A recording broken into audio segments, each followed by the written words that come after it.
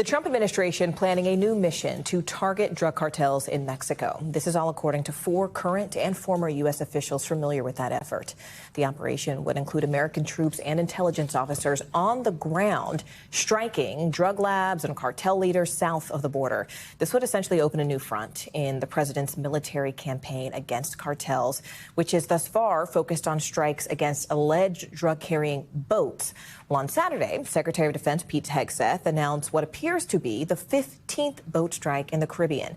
Following all of this, Courtney Kube, our NBC News senior national security correspondent, who joins us more with this exclusive reporting. Courtney, first off, excellent job in this reporting and getting these details to us. We know that, the early training for this potential mission is already underway. So what else would the operation essentially include more broadly?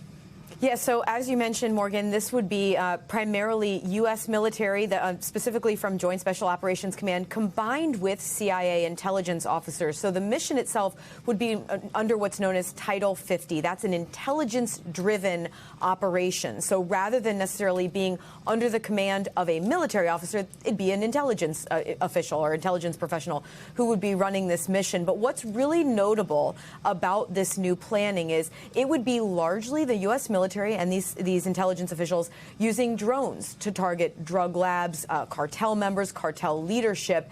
And some of those operations could entail United States military being on the ground in Mexico to carry those out. Now, as you mentioned, this is in the planning stages now.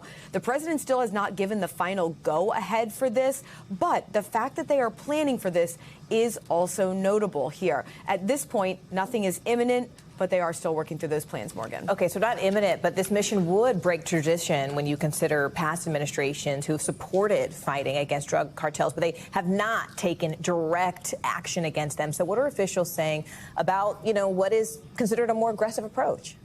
Yeah, so that's really what's the key to this here is this would be a much more aggressive and offensive action here. We did ask a senior administration official about this reporting, and they said that the Trump administration is committed to utilizing an all-of-government approach to address the threats cartels pose to American citizens. So not denying that this is under consideration. Again, we have to say this operation is not imminent, but the Trump White House and the officials we spoke with said, look, they're working through the plans on this, and if it gets the final go-ahead, this would be a much more aggressive action than we've seen from the United States, specifically from the United States military against cartels in Mexico, Morgan. Wow. All right, Courtney Kube for us. Courtney, thank you.